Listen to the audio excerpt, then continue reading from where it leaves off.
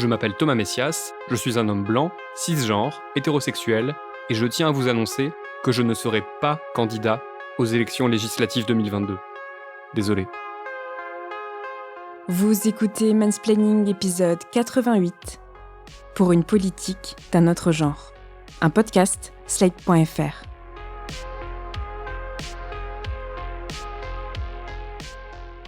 À l'heure où cet épisode est enregistré, on ignore toujours l'identité de la personne qui remplacera Jean Castex à Matignon. Dans le cas où ce serait une femme, elle serait la deuxième première ministre de l'histoire de la France, après Édith Cresson, qui occupa cette fonction de mai 91 à avril 92. À l'heure, encore une fois, où cet épisode est enregistré, les législatives 2022 sont encore loin. Oui, en politique, un mois, c'est loin. Bref, on a finalement assez peu de visibilité sur l'avenir politique à court et à moyen terme de notre pays, sur fond de possibles contre-attaques d'une gauche enfin unie. En tout cas à peu près. On en sait encore moins sur la répartition genrée du pouvoir. Les femmes seront-elles nombreuses à occuper des postes clés ? Au-delà de la parité de façade, qu'en sera-t-il vraiment ? Tellement d'interrogations et encore si peu de réponses, même si l'espoir d'un monde politique enfin égalitaire relève de toute façon à ce jour de l'utopie la plus totale. Pour cet épisode, j'ai interrogé Léa Chamboncel. Elle est à la tête de Popol, le talk-show politique qui donne la parole aux femmes, et elle vient de sortir un livre chez Belfond, au titre sans équivoque « Plus de femmes en politique !» Léa Chamboncel a commencé à s'intéresser à la politique à l'âge de 15 ans, mais c'est en 2002, alors qu'elle avait environ 17 ans, que deux événements marquants n'ayant rien à voir l'un avec l'autre sont venus lui donner envie de s'engager en politique. Le premier événement marquant, c'était quand même la candidature de Jean-Marie Le Pen et le fait qu'il accède au second tour de l'élection présidentielle. À l'époque, moi, j'avais pas encore le droit de voter, j'étais trop jeune, et c'est vrai que je me souviens d'une certaine prise de conscience citoyenne et populaire très forte. Il y avait des manifestations pendant l'entre-deux tours, quasiment tous les jours. Je me souviens aussi du discours de Jacques Chirac lorsqu'il a appris qu'il était au second tour face à Jean-Marie Le Pen. Et donc en 2002, moi j'étais outrée en fait. C'était quelque chose qui était inconcevable. C'était inconcevable même pour les responsables politiques de l'époque. Il y a quand même Lionel Jospin qui a décidé de se retirer de la vie politique face à cet événement. J'assume pleinement la responsabilité de cet échec et j'en tire les conclusions en me retirant de la vie politique après la fin de l'élection présidentielle. Énormément de responsables politiques qui appelaient à la mobilisation, etc. Et donc moi, je suis très vite rentrée dans cette mobilisation, et je me souviens, donc moi j'étais au lycée, et il y avait pas mal de mobilisations étudiantes, lycéennes, et j'ai pris part vraiment de manière totalement impliquée. Et là, je me suis dit, waouh, c'est chaud en fait, c'est super chaud ce qui est en train de se passer, ça m'a beaucoup inquiétée. La suite se passe quelques mois plus tard, complètement ailleurs sur la planète. Et ensuite, j'ai eu la chance, parce que j'ai fait un échange quand j'étais au lycée au Brésil, et je me suis retrouvée à vivre en fait, mais bon, c'était un hasard total, la campagne de Lula, et c'était hallucinant, quoi. Ils avaient jamais vu ça au Brésil. C'était la première fois qu'un véritable homme du peuple, parce que Lula est syndicaliste, se présentait à l'élection présidentielle et avait une chance de le remporter. Et c'était assez hallucinant parce qu'en plus, le marketing politique, disons ça comme ça, et la communication politique au Brésil n'a rien à voir avec ce qu'on connaît en France. Je me souviens des chars qui passaient dans les villes, qui traversaient les rues avec des personnes qui dansaient, des musiques, waouh, des goodies dans tous les sens. C'était une effervescence hallucinante, quoi. T'étais en plein carnaval. Et moi, je me disais, c'est ça aussi la politique, c'est cette joie que ça peut apporter, cet espoir que ça peut apporter. Et lorsque Lula a été élu, c'était une révolution. D'ailleurs, aujourd'hui, on voit que ça reste un espoir pour une grande partie des Brésiliennes et des Brésiliens face à un Bolsonaro qui est liberticide, qui est raciste, qui est antiféministe, j'en passais des meilleurs. Et du coup, c'est de voir à quel point une personnalité politique et l'incarnation d'un programme politique peut mobiliser et donner de l'espoir, c'est quelque chose qui m'a beaucoup touchée. Alors peu à peu, Léa Chamboncel s'engage, au PS pour commencer, même si elle est plutôt NPA dans l'âme. Et là, elle découvre le sexisme ambiant, le manque de considération, le dédain qu'on sent flotter dans la pièce lorsqu'on ose s'exprimer alors qu'on est une femme, et une jeune femme en plus. Quelque chose qui va au-delà des mots ou des actes, mais qui semble vous indiquer en permanence que vous n'êtes pas légitime. Des années plus tard, et énormément d'expérience dans son escarcelle, Léa Chamboncel a créé Popol à partir de ce constat. L'idée du podcast naît aussi du manque de représentativité dans les médias, avec tous ces hommes qu'on entend pérorer sous les feux de la rampe, pendant que les femmes, pour la plupart, bossent dur dans l'ombre. Le déclic se produit fin 2020, pendant le deuxième confinement. On sortait juste de cette crise du coronaviril, comme certaines l'ont appelé, qui en fait consistait à inviter essentiellement des hommes sur les plateaux télé, radio, pour venir parler de la crise. Et là, on s'est rendu compte que les femmes étaient particulièrement invisibilisées dans les médias. Il y a d'ailleurs dans cette foulée un rapport de la députée Céline Calvez qui est sorti et qui mesurait en fait l'invisibilisation des femmes pendant cette période dans les médias. Donc moi, je me suis plus particulièrement intéressée au domaine qui est le mien, donc la politique. Et là, je me suis rendu compte, bien sûr, que la politique n'échappait pas à la règle et que c'était particulièrement difficile pour certaines femmes de pouvoir accéder aux médias. Et surtout, en fait, moi, au cours de mon travail, donc notamment avec le premier podcast que j'avais lancé auparavant, qui s'appelle Place du Palais Bourbon, et dans lequel j'interviewe des députés, j'ai beaucoup travaillé avec des assistants et assistantes parlementaires. Et il faut savoir qu'à l'Assemblée nationale, mais comme au Sénat, dans cette branche professionnelle, les femmes sont surreprésentées, alors qu'elles sont sous-représentées dans les hémicycles. Et ça, c'était pas inintéressant quand même comme phénomène. Et moi, je me suis toujours retrouvée donc à travailler avec beaucoup d'assistantes parlementaires qui m'ont grave bluffée par rapport au taf qu'elles sont capables de faire et aussi l'analyse politique qu'elles ont. C'est-à-dire que souvent, quand tu as un député qui prend la parole ou un sénateur, tout le taf a été préparé en amont par sa collaboratrice. Et je trouve que c'est un travail de l'ombre qu'on visibilise très peu et que c'est un travail où il y a énormément de femmes. Et moi, je me suis dit, mais en fait, il y a quand même une qualité d'analyse politique, une expertise dont on se prive dans les médias. Parce qu'en fait, l'expertise, elle est aussi là. Et peut-être parfois surtout là. Moi, le nombre de fois où j'ai vu des députés qui étaient à l'Ouest et qui, sans leur assistante ou assistant, se retrouvaient vraiment sans les éléments de langage, étaient incapables d'aller vraiment creuser dans un sujet précis. Donc je me suis dit, bah tiens, est-ce que ça vaudrait pas le coup de leur donner aussi la parole ? Mais pas qu'elles, hein. Il y a aussi des étudiantes, il y a aussi des journalistes qui sont moins visibles, mais aussi des élus, des femmes dans les conseils municipaux, les conseils départementaux, etc., qui sont pas visibles. Popol, ça permet de visibiliser les femmes qui s'engagent en politique, et peu importe leur degré d'engagement et leur façon de s'engager, disons. Mais l'idée, c'était aussi et surtout de laisser entendre à toutes les femmes que la politique, c'est aussi leur affaire.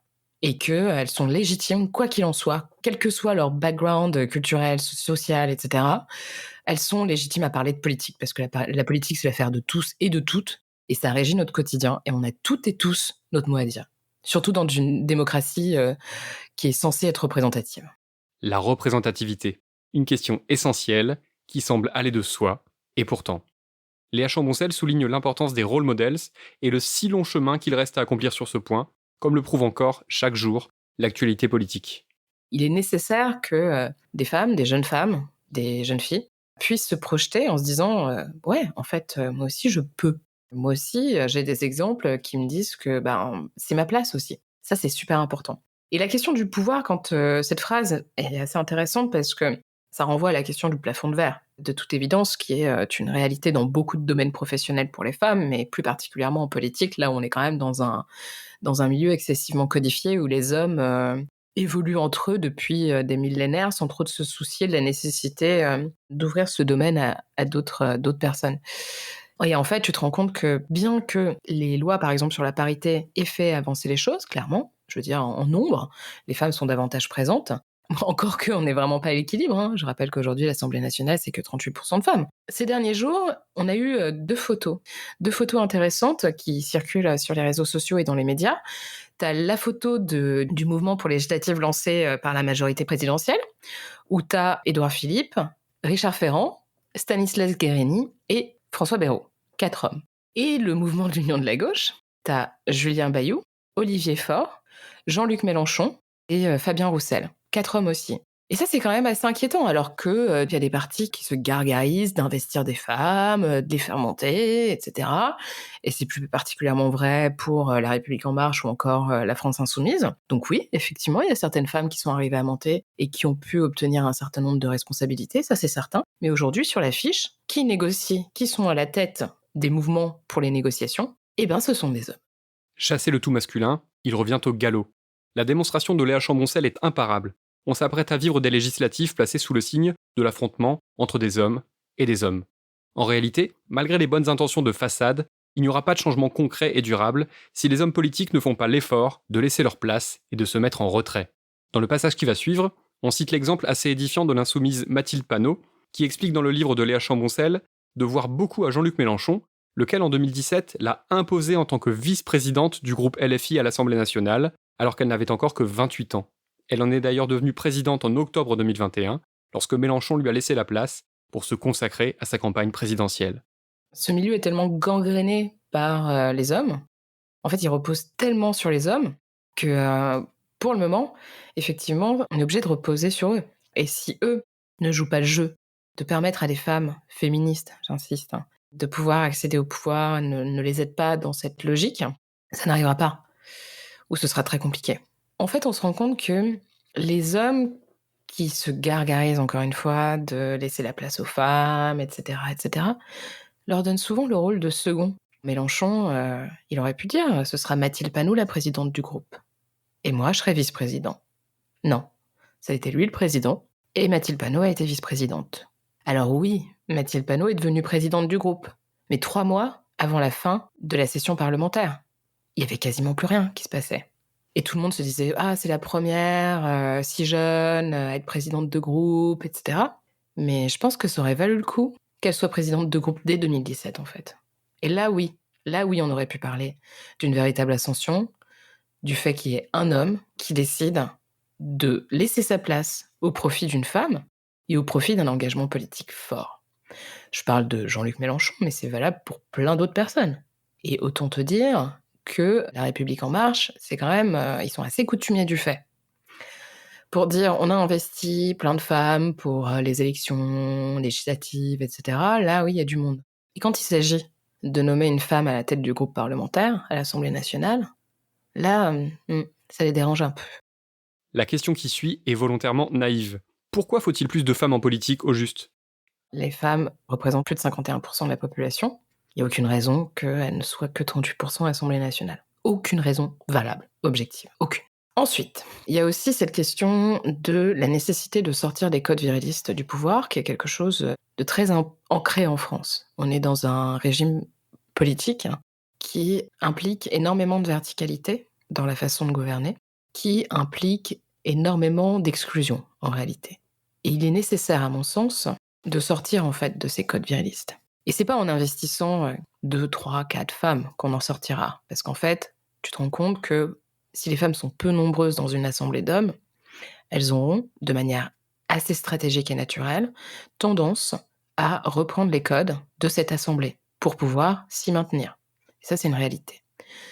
Donc c'est pour ça que je dis qu'il faut massivement des femmes, parce que je pense, sincèrement, mais je peux me tromper, mais ça a été vérifié dans d'autres pays, que si on investit massivement des femmes, c'est que à ce moment-là que les codes pourront changer. Et aussi que le sexisme pourra reculer.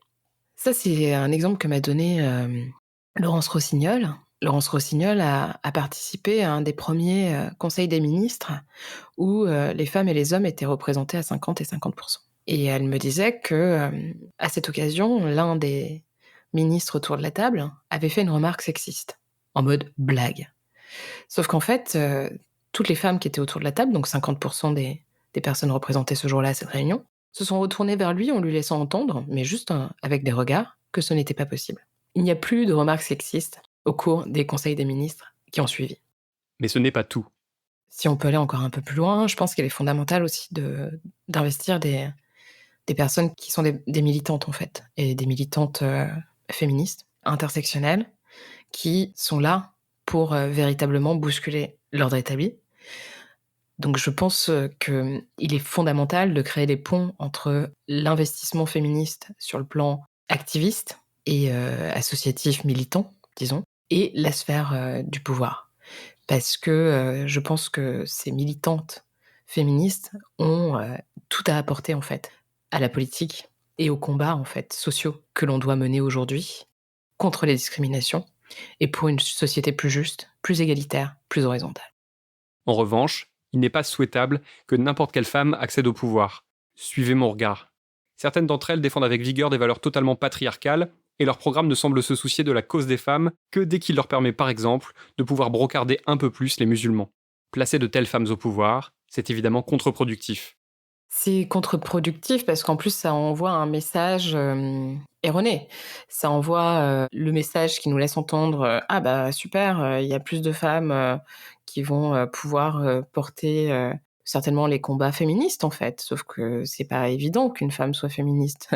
Donc si c'est pour, surfer sur, la féminité d'une femme pour, arriver, séduire un électorat potentiel, avec un programme et des prises de position qui sont antiféministes, c'est vraiment super dangereux, en fait. Et c'est ce qu'on voit émerger avec le backlash qu'on est en train de se prendre. On parle beaucoup de, la possibilité pour la Cour suprême des États-Unis de revenir sur une décision concernant la protection du recours à l'IVG aux États-Unis. Il se trouve que si, la Cour suprême peut revenir sur cette décision, potentiellement, c'est parce que Donald Trump a investi des juges lors de son mandat, des juges qui sont archi-conservateurs et antiféministes, parmi lesquels une femme. Il y a une expression dans le livre qui, je trouve, résume bien les choses. Léa Chamboncel écrit qu'il faut, je cite, féminiser le pouvoir pour mieux le dégenrer. Moi, ça me fait penser à ces hommes qui, au contraire, continuent à clamer qu'ils sont égalitaristes plutôt que féministes, parce que pour eux, le féminisme, c'est la guerre des femmes pour écraser les hommes. Alors que l'idée, c'est juste de rendre aux femmes la part de pouvoir dont elles sont privées depuis toujours, parce que c'est comme ça qu'à long terme, on peut se diriger vers un monde plus équilibré et qui est moins à se soucier des questions de genre. Ces gens-là, après tout, j'ai envie de leur dire, ça fait des millénaires que les hommes dominent. Franchement, si les femmes dominent quelques années, ce sera pas non plus un truc de ouf, quoi. On l'aura pas volé. Alors, je sais que ça peut faire peur, mais je vois pas en quoi ça peut faire peur, en fait. Ça fait peur à personne que nos institutions soient dominées par des hommes. En quoi ça peut faire peur à des hommes qu'il y ait plus de femmes qui prennent le pouvoir? Je comprends pas. La seule raison que je vois, c'est qu'en fait, ils veulent pas lâcher leur place. C'est tout. Et leurs privilèges d'entre-soi qu'ils ont créés. C'est tout ce que je vois. En fait, ils craignent pour leurs privilèges, mais ils s'en foutent de la réalité de notre société, de plus d'égalité, d'une société plus inclusive, plus, vertueuse aussi, notamment sur, nos méthodes de consommation, sur, les questions environnementales, ça, ils s'en tapent. Tout ce qu'ils veulent, en fait, c'est ne pas voir leurs privilèges, remis en question. Mais en fait, c'est ça la société. C'est ça la politique aussi. C'est savoir, se défaire d'un certain nombre de privilèges pour, se reconcentrer sur, le vivre ensemble, la société, l'intérêt général. Et à mon avis, le nœud du problème, il se situe là aussi. Bon et alors, comment on fait pour qu'il y ait plus de femmes en politique, et pas seulement dans l'ombre ou en qualité d'adjointe? La parité, c'est quelque chose d'assez efficace, encore faut-il que ce soit pas une parité de façade, mais que ce soit aussi, une parité, réelle et dans la répartition des compétences et du pouvoir. Il y a aussi, le fait, d'obliger les partis politiques, à investir un homme, une femme. Ça fonctionne super bien sur les listes, que ce soit les listes pour les régionales ou les municipales.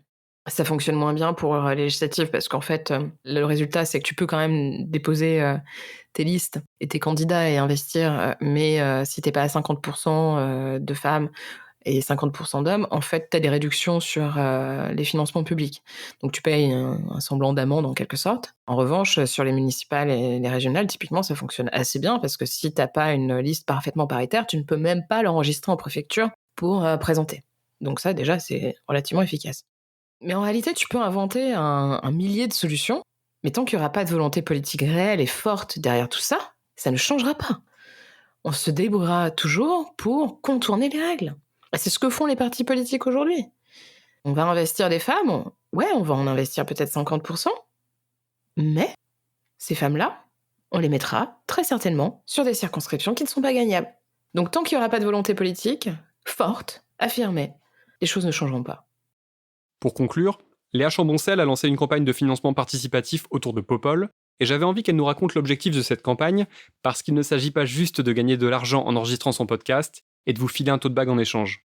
Il y a une réelle volonté politique derrière ce crowdfunding, qu'elle mène d'ailleurs avec son éditrice et collaboratrice, Camille Dumas. Dans la description de la campagne Ulule, on parle du fait qu'on est convaincu qu'il faut investir le pouvoir pour que nos revendications deviennent des lois, en fait. En écrivant ce livre, moi, j'ai été convaincue de cette nécessité d'investir les instances de pouvoir, les instances politiques, que le changement se fait là, même s'il se fait aussi dans la rue, il se fait aussi ailleurs, au niveau associatif, au niveau quotidien aussi, au niveau personnel, individuel.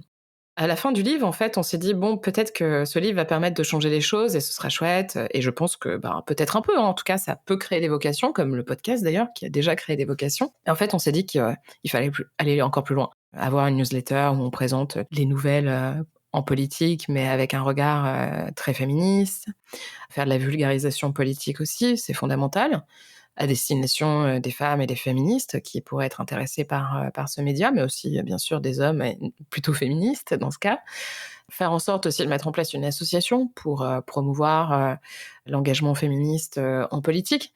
Voilà, des choses comme ça qui, je l'espère, permettront, de créer des vocations et de donner envie aussi à des personnes de regarder la politique, différemment, avec, un ton différent aussi. Essayer de casser le traitement médiatique un peu, viriliste qu'on rencontre encore, aujourd'hui en France. Je pense que c'est important d'apporter, voilà, un regard différent et aussi, une parole différente.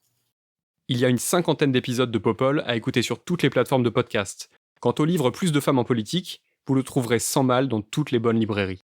Et je m'en voudrais de vous laisser sans vous avoir conseillé 2 autres livres passionnants sur les liens entre genre et politique. D'abord Le genre présidentiel, de la professeure de sciences politiques Frédérique Matonti, publié à La Découverte. Ensuite Des intrus en politique, par Mathilde Larère et Aude Loriot, livre que Léa Chamboncel cite d'ailleurs à plusieurs reprises dans son propre ouvrage. C'était Mansplaining. N'hésitez pas à vous abonner au podcast sur votre plateforme favorite, à mettre des cœurs et des étoiles, et à laisser des commentaires. Vous pouvez aussi écrire à mansplaining@slate.fr ou nous contacter via le compte Instagram Mansplaining Podcast. Mansplaining est un podcast de Thomas Messias, produit et réalisé par slate.fr, sous la direction de Christophe Caron et Benjamin Septem-Ours. Réalisation Aurélie Rodriguez. Montage Victor Benamou. À dans 15 jours pour l'épisode 89.